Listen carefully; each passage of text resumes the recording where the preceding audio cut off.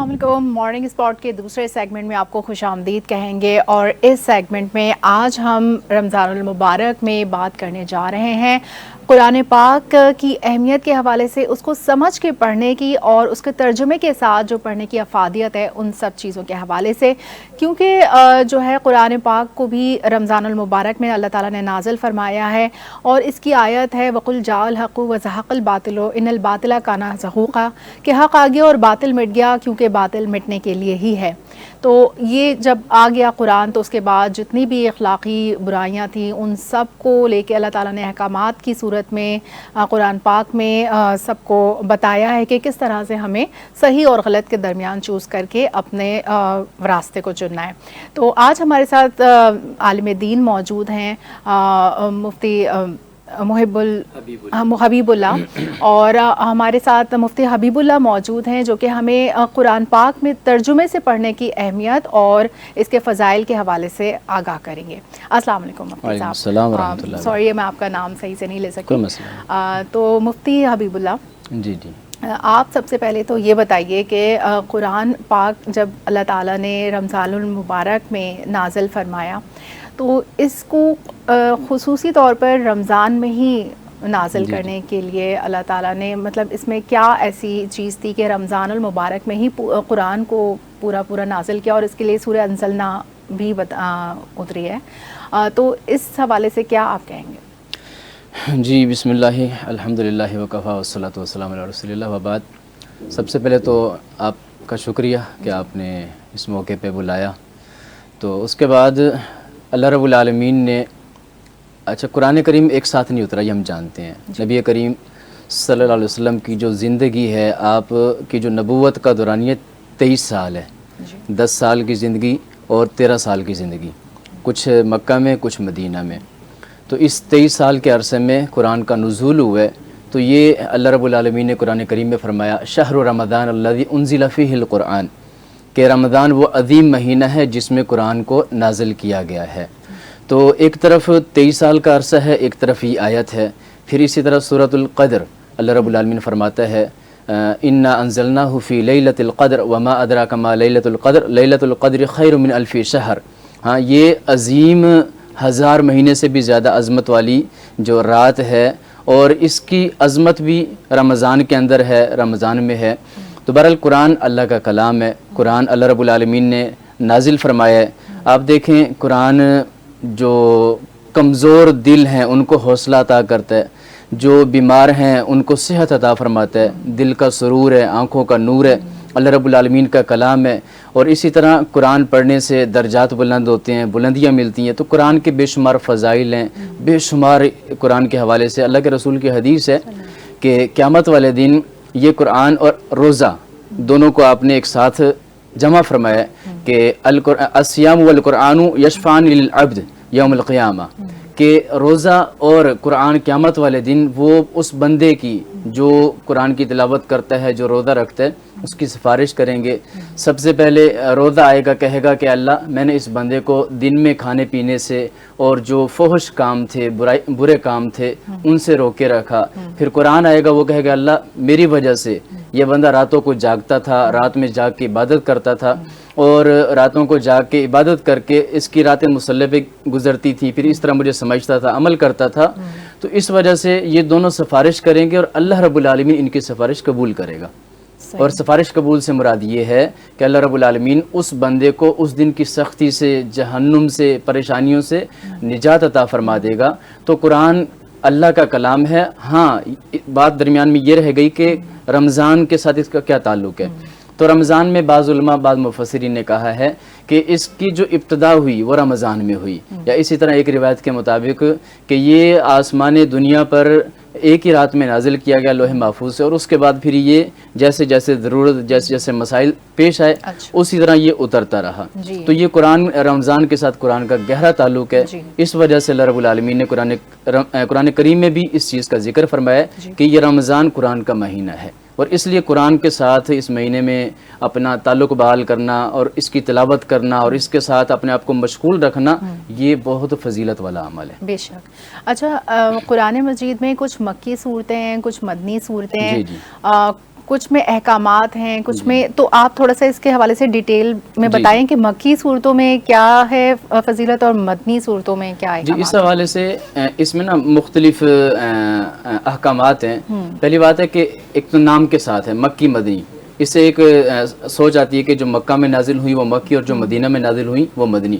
بالکل ایسا بھی ہے, کچھ صورتیں ایسی ہیں جو مکہ میں نازل ہوئی وہ مکی ہیں, جو مدینہ میں نازل ہوئی وہ مدنی ہے. لیکن اس کے ساتھ ان آیتوں کو دیکھا جائے, ان میں احکامات کو دیکھا جائے تو کچھ آیات ایسی ہیں جو جن کے اندر عمل ہے, عمل کی دعوت ہے, اصلاح معاشرہ کے حوالے سے احکامات ہیں, یہ ساری جو ہیں مدنی ہیں. اچھا, مدنی میں احکامات ہیں, زندگی کیسے گزارنی ہے اور زندگی کے جو معاملات ہیں وہ کس طرح, یہ ساری ان میں اکثر وہ مدنی ہیں.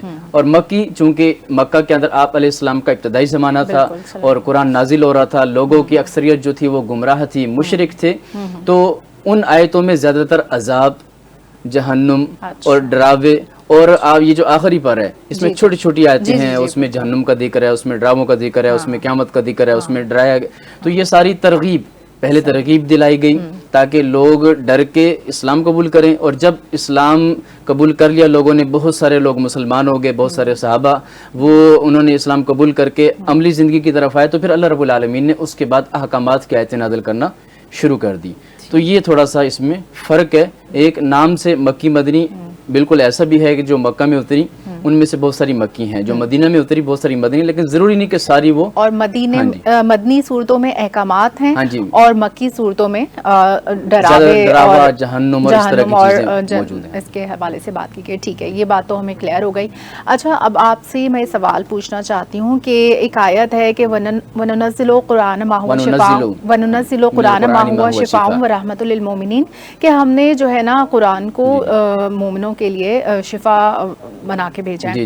تو ہم قرآن کے ذریعے سے شفا کس طرح سے حاصل کر سکتے ہیں؟ اللہ کے رسول صلی اللہ علیہ وسلم نے قرآن کے بارے میں ایک واقعہ, صحابہ کرام رضوان اللہ علیہم اجمعین, ان کا ایک دستہ, ایک لشکر کسی علاقے میں جا رہا تھا, تو آپ علیہ السلام نے بھیجا ہوا تھا. راستے میں انہیں کھانے کی طلب ہوئی, کھانا نہیں تھا ان کے پاس. ایک علاقے میں انہوں نے پڑاؤ کیا, ٹھہراؤ کیا, وہاں پر روکے.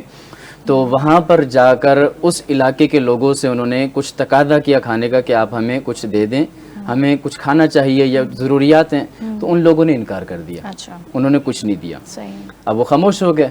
تو اللہ کا کرنا ایسا ہوا کہ ان کے سردار کو کسی موذی چیز نے, سانپ نے یا بچھو نے, کسی بھی چیز نے ڈس لیا. اب جیسے ڈسا تو وہ پریشان ہو گئے. وہ اب پریشان ہو کے ان کے پاس آئے, کہنے لگے کہ آپ لوگوں میں سے کوئی ایسا ہے کہ اس ہمارے سردار کو اس چیز سے نجات دے دے, یا اس کو شفا ہو جائے, اس کو اس تکلیف سے مکمل نجات مل جائے. تو ایک صحابی فرمانے لگے, جی میرے پاس بالکل اس کا علاج ہے, لیکن میں ایک شرط پہ یہ علاج کروں گا کہ آپ ہمیں اس کے معاوضے کے طور پہ کچھ دیں گے. تو انہوں نے کہا ٹھیک ہے. 30 یا 60 اس طرح کی روایتوں میں آتا ہے, بکریاں طے ہو گئیں. تو یہ وہاں پر گئے اور انہوں نے جا کر وہاں پر قرآن کی تلاوت کی, سورۃ الفاتحہ پڑھی. سورۃ الفاتحہ ایک نام شفا بھی ہے.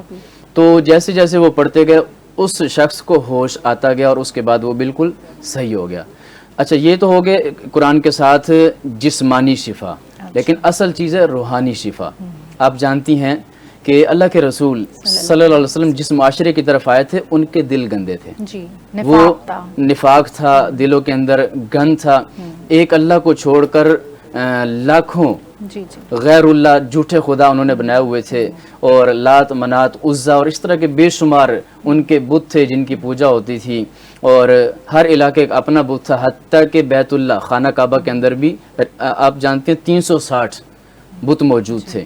تو یہ سارا کچھ تھا. تو اللہ کے رسول صلی اللہ علیہ وسلم جب تشریف لائے تو ان بیمار دلوں کو قرآن کے ساتھ صاف کیا. ان کی جو روح گندی ہو چکی تھی, روح میلی ہو چکی تھی, اس قرآن نے اس روح کو صاف کیا. اس قرآن کے ذریعے ان کو شفا ملی, ان کا جسم بھی صاف ہوا اور ان کی روح بھی صاف ہوئی, اور ان کے جو غلط عقائد تھے وہ بھی ختم ہوئے, اور وہ ایک جھوٹے خداؤں کو چھوڑ کے ایک حقیقی اللہ کی طرف, ایک الہ العالمین کی طرف متوجہ ہو گئے. تو یہ اس آیت کا معنی ہے کہ قرآن ظاہری طور پر بھی شفا ہے, جسمانی طور پر بھی شفا ہے, اور روحانی طور پر بھی اس میں شفا موجود ہے. اور آپ جانتی ہیں جب انسان پریشان ہوتا ہے, ہم آپ دیکھتے ہیں کہ انسان جب پریشان ہوتا ہے، ہر طرف سے جب مایوسیاں چھا جاتی ہیں، اگر وہ مومن ہے، ایک ہے کافر، اس کی ہم بات نہیں کر رہے، اگر وہ مسلمانوں کے گھر پیدا ہوا ہے، مومن ہے، آخرکار وہ مسجد کی طرف آتا ہے، اللہ کی طرف آتا ہے اور قرآن سے اپنا تعلق بحال کرتے ہیں. ہم نے چونکہ ہماری فیلڈ یہی ہے، مساجد میں ہم نماز پڑھاتے ہیں، جمعہ خطبہ دیتے ہیں، تو وہاں کئی لوگ ایسے آتے ہیں، ہم دیکھتے ہیں کہ کئی لوگ جب پریشان ہوتے ہیں مسجد میں آ جاتے ہیں، اور اللہ رب العالمین کے فضل سے جب اللہ کے ساتھ تعلق، قرآن کے ساتھ تعلق بحال کرتے ہیں، پریشانی ختم ہوتی ہے، اور جیسے پریشانی ختم ہوتی ہے اس کے بعد پھر وہ چلے جاتے ہیں. ٹھیک ہے. تو یہ روش غلط ہے. جب آپ اللہ کے ساتھ جڑ گئے تو ہمیشہ رہے، لیکن اس سے یہ چیز ثابت ہوتی ہے کہ قرآن کی وجہ سے مسائل بھی حل ہوتے ہیں، پریشانیاں بھی حل ہوتی ہیں، شفا بھی ملتی ہے، جسمانی بھی، روحانی بھی، ہر طرح کی. ٹھیک ہے. اچھا آپ یہ بتائیے گا کہ قرآن پاک میں کئی جگہ جو ہے استغفار کا ذکر ہوا ہے، اور وَاسْتَغْفِرُ اللَّهَ إِنَّ اللَّهَ غَفُورٌ الرحیم بھی ہے، لا الہ الا انت سبحانک انی کنت من الظالمین بھی ہے، اور بھی استغفار کی بہت ساری آیتیں ہیں. تو ہم کون سی ایسی آیت کو پکڑے استغفار کی قرآن سے کہ جو ثابت ہو حدیث سے، یا پھر جس کی کوئی اوتھینٹسٹی ہو؟ دیکھیں، استغفار کے حوالے سے استغفار کا جو معنی ہے بخشش، اللہ رب العالمین سے معافی مانگنا. تو عموماً استغفر اللہ یہ لفظ مشہور ہے، اور اس کا نبی کریم صلی اللہ علیہ وسلم کے بارے میں آتا ہے کہ آپ علیہ السلام اللہ سے توبہ کیا کرتے تھے، حالانکہ آپ معصوم عن الخطا تھے، اللہ نے آپ کو معاف کیا تھا، صاف ستھرے تھے، لیکن آپ کے بارے میں آتا ہے آپ ایک ایک مجلس میں 100 سے بھی زائد بار استغفار کیا کرتے تھے. مجلس مانے اب مثلا یہ ہماری مجلس ہے، اور دن میں کئی مجالس ہوتی ہوں گی، تو اس لیے آپ صبح شام کے اذکار دیکھ لیں، اس میں بھی 100 مرتبہ استغفار. حضور صلی اللہ علیہ وسلم کون سا استغفار پڑھتے تھے؟ استغفر اللہ واتوب الیہ، یہ الفاظ مخصوص ہیں، لیکن اس کے ساتھ ضروری نہیں ہے کہ جس میں استغفار کا لفظ ہے، جیسے لا الہ الا انت سبحانک انی کنت من الظالمین، یونس علیہ السلام، یہ بھی استغفار ہے. ہاں جی، یہ بھی استغفار ہے. یونس علیہ السلام کے بارے میں آپ جانتی ہیں کہ جب وہ اپنی قوم کو چھوڑ کر چلے گئے اور پھر مچھلی کے پیٹ میں چلے گئے، پھر وہاں پر انہوں نے یہ آیت. اچھا، اس بارے میں تھوڑی سی ایک بات معلوم کرنا چاہوں گی. حضرت یونس علیہ السلام مچھلی کے پیٹ میں کتنے دن رہے تھے؟ 40 دن؟ بعض روایتوں میں اس طرح کا آتا ہے، لیکن کوئی کنفرم نہیں ہے. بنی اسرائیلی روایتوں کو آپ سچا بھی کہہ سکتے ہیں، جھٹلا بھی سکتے ہیں، کنفرم. لیکن اتنا ہے کہ وہاں پر رہے اور اتنا عرصہ رہے کہ جسم کی جو جلد تھی وہ بھی متاثر ہو گئی، اور یہ سارے معاملات ہوئے. بس ٹھیک ہے. اچھا، تو استغفار کے حوالے سے بھی آپ نے بتایا کہ ہم قرآن سے اس کو کس طرح سے لے سکتے ہیں. تو قرآن پاک میں سورہ یاسین کو قرآن کا دل کہتے ہیں، سورہ رحمان سے بھی لوگ شفا حاصل کرتے ہیں، سورہ واقعہ کو رزق کے لیے پڑھتے ہیں. تو اس طرح سے کون سی روایتیں حدیث سے کہ جو قرآن پاک کی کون کون سی ایسی صورتیں ہیں جو ہم اپنے فوائد جن سے حاصل کر سکتے ہیں؟ اچھا، اس سوال سے پہلے ایک اور چیز پچھلے سوال کے متعلق استغفار کے متعلق بتا دوں کہ سید الاستغفار، استغفار کا سردار، یہ صبح شام کے اذکار میں دعا ہے. اللہم انت ربی لا الہ الا انت خلقتنی وانا عبدک وانا علی عہدک ووعدک ما استطعت، یہ پوری دعا ہے. اس کو سید الاستغفار کہا گیا، اور اس کی بہت زیادہ فضیلت ہے، بہت زیادہ فضیلت ہے. میرے ذہن میں بھی یہ سید الاستغفار آ رہا تھا، لیکن یہ کیونکہ بہت بڑا ہے، یہ طویل ہے، لوگوں کے لیے اس کا مختصر وہی استغفر اللہ کا آپ کر سکتے ہیں. اچھا، تو ابھی دوسرا جو سوال ہے کہ مختلف آیتیں مختلف صورتوں سے مختلف ایک کنسیپٹ بنا ہوا ہے. تو اب اس طرح کی روایتیں تو بعض نہیں ہیں، لیکن کچھ چیزیں ہیں تجریبی. مثلا دعا اولاد نہیں ہو رہی تو آپ اللہ رب العالمین سے دعا کرتے ہیں ربنا حب لنا من ازواجنا وذریاتنا قرۃ اعین. اب یہ کثرت کے ساتھ پڑھیں گے تو اللہ رب العالمین آپ کو اولاد دے دے گا. نرینہ اولاد ہے اس کے لیے بھی اس طرح کی آیتیں ہیں. حضرت موسیٰ علیہ السلام کے بارے میں آتے ہیں کہ جب قوم فرعون سے بھاگے، وہاں جب آپ کے قتل کا منصوبہ بن گیا تو وہاں جب چلے گئے، وہاں جا کر مدینے میں بیٹھ گئے، وہاں پر جا کر انہوں نے کچھ وہ آیتیں تلاوت کی، رب العالمین کی طرف سے فوراً مدد آ گئی. تو وہ مدد آ گئی. تو اس طرح کی آیتیں ہیں. باقی پورا اسی طرح بہت ساری آیتیں ہیں، ربی انی مغلوب فانتصر ہے، یہ بھی ہم پڑھتے ہیں. تو یہ سب جتنی بھی آیتیں ہیں قرآن میں، انبیاء علیہ السلام نے جن کے ذریعے سے اللہ تعالیٰ نے سے دعا کر کے اپنی مشکل آسان کی، اللہ تعالیٰ نے ان کی دعا کا جواب دیا. تو یہ سب آیتیں ہم کس طرح سے اور کتنی تعداد میں پڑھنا چاہیے کہ ہمیں بھی اس سے افاقہ ہو؟ دیکھیں، عموماً تعداد تو کوئی مختص نہیں ہے، لیکن اس میں ایک چیز ہے کہ جس آیت میں جس چیز کی طرف اشارہ ہے، مثلا کسی آیت میں اگر رزق کی طرف اشارہ ہے، آپ اس سوچ کے ساتھ کہ اللہ رب العالمین مجھے وسیع رزق دے دے گا تو آپ اس کو کثرت سے پڑھیں، اللہ تعالیٰ اپنے فضل سے رزق دے گا. یہ ہوگا اللہ کی مرضی سے، اللہ کے فضل سے. انسان جب قرآن پڑھتا ہے تو گویا اللہ کو متوجہ کر رہے ہیں. صحیح. آپ کوئی آیت پڑھ رہا ہے، مسلسل پڑھ رہا ہے، نیت کیا ہے کہ میرا یہ کام ہو جائے، تو اللہ رب العالمین اس قرآن کی برکت سے، اس آیت کی برکت سے اس کا وہ کام کر دیتا ہے. ضروری نہیں کہ اس آیت کی وجہ سے، دراصل یہ اللہ رب العالمین کی رحمت کو متوجہ کرنا ہے. جب رحمت متوجہ ہوتی ہے تو پھر سارے مسئلے حل ہو جاتے ہیں. بالکل. یہ تو آپ سمپل دعا بھی آپ کریں اللہ تعالیٰ سے، وہ رحمان رحیم ہے، وہ چاہے تو اس دعا سے سن لے، آپ جس زبان میں بھی کریں یا عربک میں کریں. اس طرح کی جو بعض حدیثوں میں دعائیں ہیں جن کی گنتی ہے، تعداد ہے، آیتوں کا اس طرح کا کوئی باقاعدہ نہیں ہے، لیکن آپ جتنا بھی پڑھیں انشاءاللہ جتنا بھی پڑھ لیں. ٹھیک ہے. اچھا، رمضان المبارک میں ہمیں کس طرح سے قرآن پاک کو ختم کرنا چاہیے کہ ہم ترجمے کے ساتھ رمضان المبارک میں، کیونکہ ظاہر 30 روزے ہوتے ہیں، 30 سپارے ہیں، تو لوگ زیادہ تر لوگ بغیر ترجمے کے بھی قرآن پاک کو ختم کر لیتے ہیں، اور ایک نہیں کئی دفعہ ختم کر لیتے ہیں. لیکن اگر ہم چاہ رہے ہیں بھائی ترجمے سے پڑھیں، اس کو سمجھ کے پڑھیں، تو کیا طریقہ ہونا چاہیے کہ ہم اپنے تمام کام کے ساتھ ساتھ اسی رمضان المبارک میں بھی قرآن پاک کو ترجمے سے سمجھ کے پڑھیں؟ دیکھیں، پہلے تو ایک کنسیپٹ کلیئر کر لیں کہ رمضان، قرآن صرف رمضان کے لیے نہیں ہے. ہاں بالکل. ہم نے سوچ لیے کہ رمضان آئے گا، ہم قرآن بھی پڑھیں گے، ہم تراویح بھی ادا کریں گے، اس کی تلاوت بھی کریں گے اور اس کے ساتھ تعلق بحال رکھیں گے، تو یہ ہماری غلط سوچ ہے. ہاں فضیلت ہے، لیکن قرآن ہمیشہ کے لیے، آپ پوری زندگی قرآن کو اپنے اوپر اپلائی کریں. ہم نے یہ غلطی کی ہے اور اسی غلطی کا خمیازہ ہم بھگت رہے ہیں. ہم پریشان ہیں، ہم نے قرآن کو مخصوص کر لیے اور صرف تلاوت کے لیے مخصوص کر لیے، قسم اٹھانے کے لیے مخصوص کر لیے، یا اس طرح کے دیگر معاملات کے لیے. تو قرآن ہمیشہ کے لیے، قل ان صلاتی و نسکی و محیای و مماتی للہ رب العالمین، کہہ دیجئے میری نماز، میری قربانی، میری زندگی اور میری موت، مطلب شروع سے لے کر آخر تک سب اللہ کا ہے، سب اللہ کا ہے. تو قرآن صرف رمضان کے ساتھ خاص نہیں ہے بلکہ پوری زندگی. اب ہم اگر سوچیں کہ بس ہم نے رمضان میں قرآن پڑھنے اور قرآن ہمیں سمجھ آ جائے تو ممکن نہیں ہے، ممکن نہیں ہے. تو قرآن کے ساتھ تعلق بحال. ہاں رمضان یہ ترغیب کے لیے، رمضان آپ کی بیٹری چارج کرنے کے لیے. رمضان آتا ہے، آپ شروع دن سے ہی برائیوں کو ترک کر کے 5 نمازیں مسجد میں باجماعت ادا کرنی ہے، قرآن کی تلاوت کرنی ہے، دعائیں استغفار کرنے ہیں، ذکر اللہ کرنا ہے. یہ سارے کام جب آپ کریں گے تو اللہ رب العالمین 1 مہینہ تک آپ کی تربیت کرے گا. 1 مہینے کے بعد آپ کی عادت بن چکی ہوگی، آپ کی عادت بن چکی ہوگی، تاکہ آپ اس کے بعد یہ سارا سلسلہ جاری و ساری رکھے. تو رمضان کا مقصد یہ ہے لعلکم تتقون، تاکہ تم پرہیزگار بن جاؤ، مطلب تمہارے اندر پرہیزگاری آ جائے اور باقی 11 مہینے بھی تمہارے اچھے گزریں. تو رمضان میں آپ تہیہ کر لیں، عزم کر لیں کہ میں نے روزانہ، زیادہ نہیں 1 آیت، زیادہ نہیں. اگر ویسے تو حق تو یہ بنتا ہے کہ آپ 1 مہینے میں قرآن لازمی ختم کریں، یہ قرآن کا حق ہے. میں مسلمان ہوں، اپنے آپ کو مسلمان کہتا ہوں، آپ سب اپنے آپ کو مسلمان کہتے ہیں، تو ہم پر حق ہے کہ ہم قرآن کم از کم 1 مہینے میں لازمی طور پر قرآن ختم کریں. لیکن افسوس یہ ہے کہ ہماری پوری زندگیاں گزر جاتی ہیں، ہم قرآن مکمل نہیں کرتے.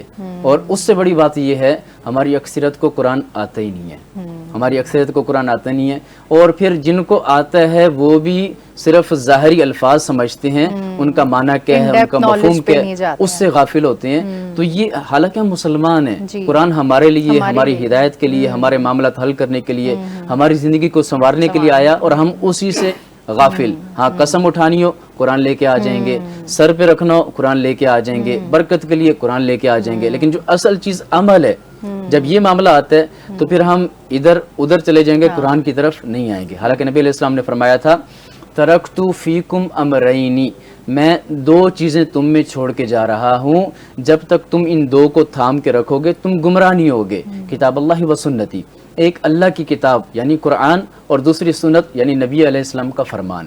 جب ان 2 چیزوں کو تھامے رکھیں گے تو گمراہی نہیں ہوگی. لیکن چونکہ اب ہم نے مختلف مسلک بنا لیے، مختلف فرقے بنا لیے، پھر ہر فرقے کے اپنے امام ہیں، اپنی کتابیں ہیں، اپنی چیزیں ہیں، ان کے پیچھے پڑ گئے. اور جو اصل چیز جو آسمان سے اتری تھی، خالص وہی جو خالص حدیث اللہ کے رسول کے فرامین تھے، ان کو جب چھوڑ دیا تو آپ دیکھیں ہم آپس میں گتھم گتھ ہیں. ابھی تازہ صورتحال دیکھ لیں، پاکستان افغانستان کا معاملہ چل رہا ہے، حالانکہ دونوں طرف مسلمان ہیں، دونوں مسلمان ہیں. لیکن بس یہی چیزیں ہیں، جب ہم دین سے، اصل دین سے دور ہوں گے تو پھر شیطان اور جو دشمن عناصر ہے وہ ہم پر حاوی ہوں گے. اور دیکھیں اب حالانکہ اب تو حدیث ہے کہ رمضان میں شیطان کیا ہوتا ہے؟ بند ہوتا ہے. سرکش شیطان اور اس طرح بڑے بڑے جن، لیکن پھر بھی مسلمان آپس میں لڑ رہے ہیں. یہ سارا معاملہ ہو رہا ہے. تو بات یہ ہے کہ صرف شیطان جنوں میں نہیں ہوتے، شیطان انسانوں میں بھی ہوتے ہیں. اچھا وہی بات آپ کی کہ اگر رمضان میں شیطان قید ہے لیکن انسان پھر بھی اگر کچھ غلطی کر جاتا ہے تو اپنے پھر نفس کی اصلاح کس طرح سے کی جائے کہ وہ تھرو آؤٹ دا ایئر، نہ صرف رمضان میں بلکہ تھرو آؤٹ دا ایئر پھر اس کو ہم پریکٹس کریں اور پھر ہم شیطان کو نہیں اس کو. میرا ایک سادہ سا سوال ہے، آپ یہ بتائیں کہ شیطان سے پہلے بھی کوئی شیطان تھا؟ نہیں. تو اسے کس نے گمراہ کیا؟ وہ خود گمراہ ہوا. اس کے نفس نے. اس نے دل میں سوچا کہ یہ میرے بعد آ گیا اس کا. ہاں یہ میرے بعد پیدا ہوا ہے، اس کو اتنا ترجیح مل رہی ہے، اور اس کے نفس نے اسے بہکایا. تو اس سے یہ بات معلوم ہوتی ہے کہ شیطان سے پہلے ہمارے اندر ایک بیٹھا ہوا ہے. بالکل. بلکہ آپ کی اس بات سے مجھے ایک چیز کا احساس ہوا کہ جب بھی غصہ انسان کو آتا ہے تو وہاں کہیں نہ کہیں تکبر کا ایلیمنٹ ہوتا ہے کہ ہم صحیح ہیں تم غلط ہو اور ہماری ہی بات مانو، ورنہ یہ کہ پھر وہ چیز لڑائی میں واقعی یہ ہر جگہ تکبر ہی سے اس کا مطلب ہے معاملات خراب ہوتا ہے. تکبر بھی ہوتا ہے اور اس کے ساتھ انسان کا جو نفس ہے وہ اس کو ورغلا رہا ہوتا ہے. اب شیطان کہہ دیں، اب کئی لوگ ہم سے سوال کرتے ہیں کہ رمضان آ چکا ہے لیکن پھر بھی لوگ برائی کر رہے ہیں، لوگ موسیقی یا گانے یا اس طرح کی الٹی سیدھی حرکتیں جتنی بھی ہیں، بدکاری ہو گئی یا اسی طرح غلط کام ہو گئے، چوری چکاری ہو گئی، ڈاکے ہو گئے، سب ہو رہے. تو شیطان تو کہہ دے. تو بات یہ ہے کہ شیطان کو بھی اس کے نفس نے گمراہ کیا تھا، اور شیطان بھی ہے، ان شیطان انسانی عدو مبین، کوئی شک نہیں ہے، واضح دشمن ہے، لیکن اس سے بڑا آپ کے اندر آپ کا نفس ہے. ہاں اس کو مارنا، اس کی اصلاح. اور یہ کیسے ممکن ہے؟ جب آپ قرآن کے ساتھ اپنا تعلق، پھر بات وہیں آ جائے گی کہ ہم نے چونکہ قرآن کو چھوڑ دیا، ہمارا نفس بگاڑ کا شکار ہو گیا. ایک یہ تھا کہ ہم اپنے نفس کو اپنے تابع کرتے، لیکن ہم نے اپنے نفس کو اپنے اوپر حاوی کر لیا. تو یہ ہمارا نفس ہوتا ہے، من الجنۃ والناس، کہ انسانوں میں سے بھی شیطان ہوتے ہیں، جنوں میں سے بھی ہوتے ہیں. تو یہ انسان کا جو نفس ہے اس کو ورغلا رہا ہوتا ہے اس کا. تو رمضان میں شیطان تو کہہ دے لیکن انسان تو آزاد ہیں.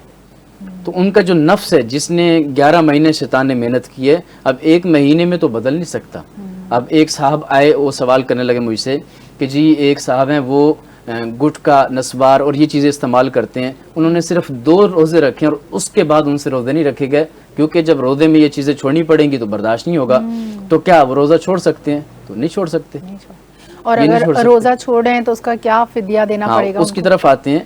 ہم صحابہ کرام کو دیکھیں کہ شراب حرام ہوتی ہے، 3 مراحل تھے، لیکن جب حرام ہوئی تو سب نے چھوڑ دی.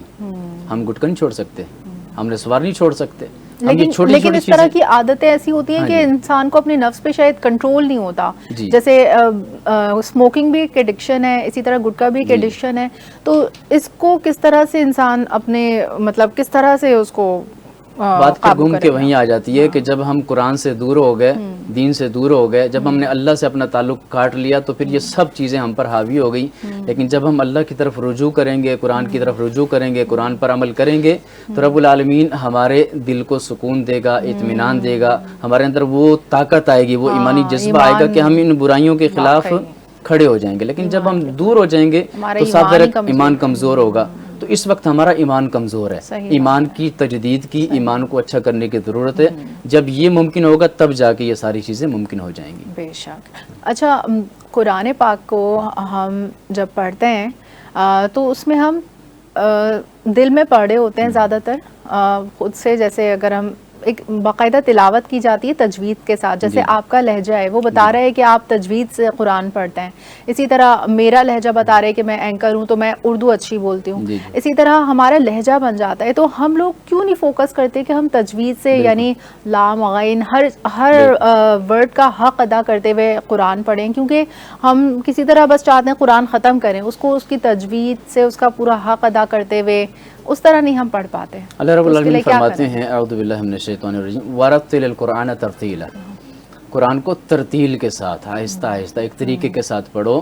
تو اب چونکہ ہم عجم ہیں، البتہ لہجہ تو کسی کا وہ کسی کی قید نہیں ہے، کسی کا غلام نہیں ہے. آپ اگر محنت کریں گے، ہم جانتے ہیں کئی عجم ائمہ کعبہ بنے، امام کعبہ بنے، مسجد نبوی کے امام بنے، کئی پاکستانی، کئی اجمی. ہاں، اور حالانکہ ان کا ایک لہجہ تھا، یہ ساری چیزیں، تو محنت کرنے سے سب کچھ ممکن ہے. ہم چونکہ شارٹ کٹ کے عادی ہیں، محنت کے عادی نہیں ہیں، ہم چاہتے ہیں کہ سب کچھ ایسے ہی ہو جائے. ایسے کچھ نہیں ہوتا.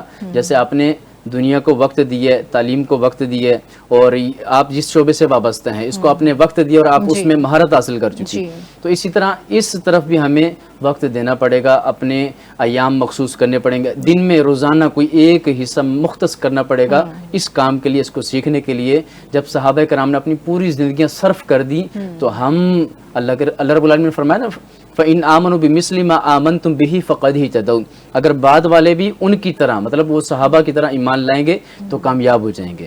تو ان کی طرح ہمیں بھی قرآن کو بھی وقت دینا پڑے گا، دین کو بھی وقت دینا پڑے گا. ان ساری چیزوں کو جب وقت دیں گے تو پھر جا کے ہمیں قرآن صحیح سے پڑھنا بھی آئے گا، سیکھنا پڑے گا، سیکھنا پڑے گا. اب آپ جب تک میتھ نہیں پڑھیں گی تب تک آپ مسائل حل نہیں کر سکیں گے میتھ کے.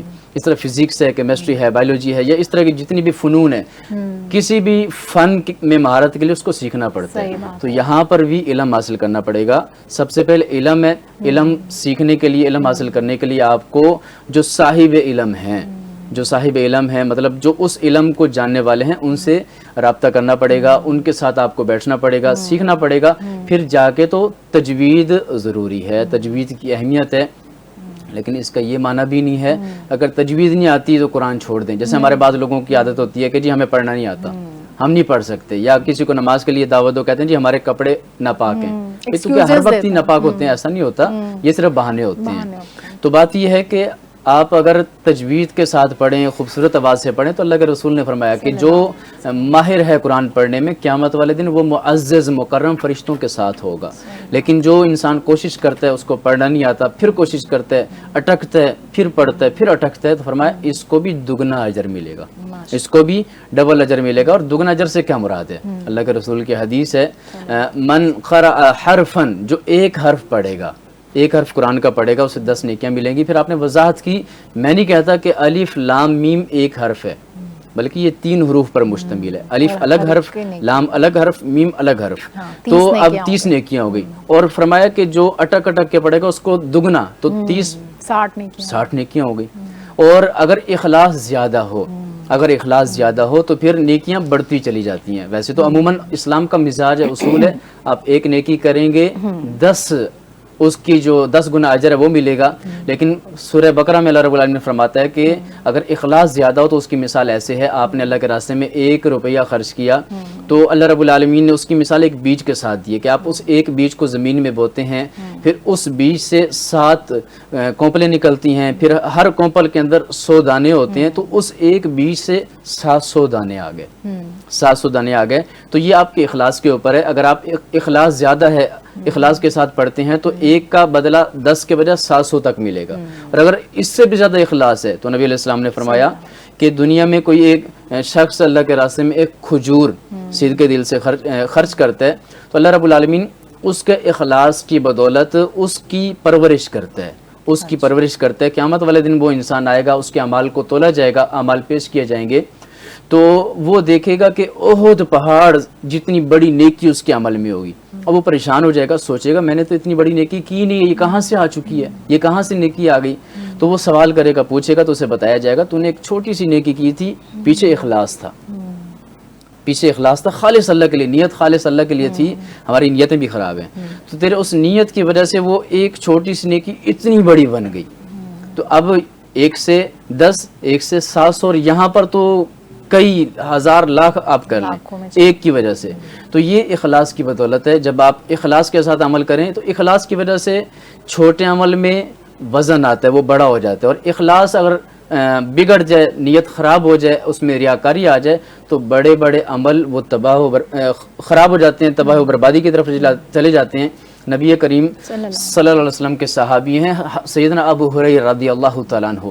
تو سیدنا ابو ہریرہ کے بارے میں آتا ہے کہ سب سے عظیم صحابی، سب سے زیادہ ان کو احادیث مبارکہ حفظ تھیں، اور احادیث کی وجہ سے، ان کو یاد کرنے کی وجہ سے کہیں کماتے نہیں تھے، ہر وقت اللہ کے رسول کے ساتھ رہتے تھے، اور کئی دفعہ بھوک کی وجہ سے بے ہوش ہو جاتے تھے. لوگ سمجھتے تھے کہ شاید انہیں دورہ پڑ گیا، ایسا نہیں ہوتا تھا. تو ان سے کسی نے سوال کیا کہ آپ ہمیں کوئی ایسی حدیث سنائیں جو آپ نے اللہ کے رسول سے خود سنی ہو. حالانکہ آپ نے تو کئی سنی تھی، لیکن آپ نے کہا ٹھیک ہے میں ایک ایسی حدیث سناؤں گا جو میں نے خود آپ علیہ السلام سے سنی ہے، آپ صلی اللہ علیہ وسلم سے سنی ہے. تو اب وہ حدیث سنانے کے لیے تیار ہوئے، بے ہوش ہو کے گر گئے. پھر انہیں کچھ دیر بعد ہوش آیا، پھر کہنے لگے میں سناتا ہوں، پھر بے ہوش ہو کے گر گئے اس حدیث کے روب کی وجہ سے. پھر تھوڑی دیر بعد ہوش آیا، پھر تیسری دفعہ پھر بے ہوش ہو کے گر گئے. اس کے بعد کچھ حوصلہ پکڑا اور اس کے بعد حدیث شروع کی. کہنے لگے قیامت والے دن جن 3 اشخاص سے جہنم کی آگ کو بھڑکایا جائے گا، اور وہ 3 کون سے ہوں گے؟ ایک ہوگا عالم، قرآن پڑھنے والا، قرآن سیکھنے والا، قرآن پہ عمل، قرآن کو سیکھ کر اس نے اپنے ایک نام بنا لیا، عالم بن گیا، لوگ دور دور سے اس کو سننے آتے ہیں، اس کا نام ہوتا ہے، اشتہاروں پہ چلتا ہے، بڑی اس کی قیمتیں لگتی ہیں. پھر دوسرا وہ ہے جو اللہ کے راستے میں مال خرچ کرنے والا، مال خرچ کرنا بہت بڑی اس کی فضیلت ہے. تیسرا مجاہد ہے، اس کی بھی بے شمار فضیلتیں ہیں. لیکن جب ان تینوں نے بڑی بڑی نیکیاں کی، نیت کیا تھی؟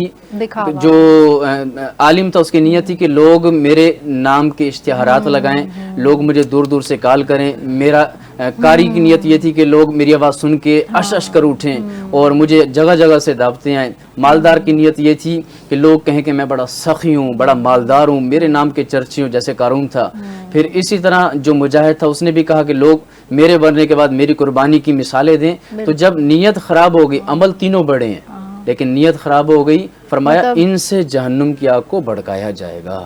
بالکل. اور میں یہی دیکھ رہی ہوں آج کل سوشل میڈیا نے اس چیز کو اور زیادہ ہائی لائٹ کیا ہے کہ ہر کوئی اپنا فن کو اس طرح سے ہائی لائٹ کرنے کی کوشش کر رہا ہوتا ہے، اور پھر وہ اس میں ریاکاری بھی آ جاتی ہے. بیت اللہ میں آپ جاتے ہیں، ہر بندے کی چاہت، اللہ تعالیٰ ہمیں بھی لے جائے وہاں پر، آپ کو بھی لے جائے. ہر بندے کی چاہت ہے کہ وہاں حج کریں، عمرے کریں، بار بار اللہ کے گھر کی زیارت کریں، دیدار کریں. لیکن ہم دیکھتے ہیں کہ وہاں جا کر بھی یہ ریاکاری، یہ دکھلاوا، یہ ساری چیزیں، تو ان چیزوں کی وجہ سے ہمارے اعمال برباد ہو رہے ہیں. ہم پتہ نہیں کس راستے پر چل چکے ہیں. تو اصل چیز اخلاص ہے. نیت اچھی ہو تو چھوٹے عمل میں بھی وزن آ جاتا ہے. اگر نیت خراب ہو گئی تو بڑے بڑے عمل بھی وہ ضائع ہو جاتے ہیں، رائگاں ہو جاتے ہیں. تو اس لیے اپنی نیت کو اچھا کریں. تو قرآن کا معاملہ بھی یہی ہے کہ جب آپ قرآن کو پڑھیں، آپ کی نیت اچھی ہوگی تو انشاءاللہ اجر ملے گا، بہت زیادہ ملے گا. اگر نیت خراب ہو جائے گی، پھر آپ جتنا مرضی اچھا قرآن پڑھ لیں، دنیا میں تو آپ کو فائدہ مل جائے گا لیکن آخرت میں پھر فائدے سے خطرہ ہے کہ آپ معروف ہو سکتے ہیں. آپ کی ہر عمل کا دار و مدار آپ کی نیت پر ہے. بہت اچھی بات آپ نے بتائی. اور خاص طور سے ہمیں یہ دیکھنا چاہیے کہ رمضان المبارک ہی نہیں، تھرو آؤٹ دا ایئر بھی ہمیں قرآن کو لے کے چلنا چاہیے، اس کے ترجمے سے پڑھنا چاہیے اور سمجھنا چاہیے اور اس کو اپنی زندگیوں میں امپلیمنٹ کرنا چاہیے. بہت شکریہ، آپ نے ہمیں وقت دیا. ایک تھوڑی سی بات کر لوں میں کہ اس وقت ہمارے پاس بہانہ بھی کوئی نہیں ہے. پہلے سابقہ ادوار میں پیچھے چلے جائیں تو بہانے تھے کہ ہمارے پاس کوئی سہولت نہیں ہے، کوئی ہم سفر نہیں کر سکتے. اب موبائل ہے آپ کے پاس، اور موبائل میں ایک ایپ آپ کھولیں اور سب کچھ آ جائے گا. ایک بہترین اپلیکیشن ہے مکتبہ شاملہ اردو کے نام سے، بہترین اپلیکیشن ہے. آپ اس کو انسٹال کریں. اس میں کیٹیگریز ہیں، حدیث، قرآن اور پھر کئی کتب، دینی کتب. اب آپ اگر قرآن کھولتی ہیں، ایک آیت کھولتی ہیں، اس ایک آیت کے نیچے آپ 6 7 10 عالموں کے ترجمے آ جائیں گے، پھر اس کے ساتھ تفسیریں آ جائیں گی. پھر اس طرح اسلام 360 ہے، مکتبہ شاملہ اردو، کیونکہ جو مکتبہ شاملہ عربی ہے وہ بڑا وسیع اور سارا عربی میں ہے. اردو اس طرح، اس کے علاوہ بے شمار اپلیکیشنز ہیں. اس طرح اسلام 360 ہے، وہ بھی بڑی وسیع اپلیکیشن ہے. اس میں بھی بے شمار آپ وہ اپلیکیشن کھولتی ہیں، ایک آیت کسی لفظ پہ کلک کریں، اس لفظ کے جتنے معنی ہیں، مفاہیم ہیں اور اس کی جو تجوید ہے، اور باقاعدہ اسلام 360 میں تجوید کا بھی آپشن ہے. آپ قرآن پڑھیں، وہ آپ کو بتائے گا کہ آپ نے یہ لفظ غلط پڑھا ہے اور یہ صحیح پڑھا ہے. بہت شکریہ. پروگرام کا وقت ختم ہوا یہاں پر. اب تک کے لیے دیجیے اجازت. اللہ حافظ.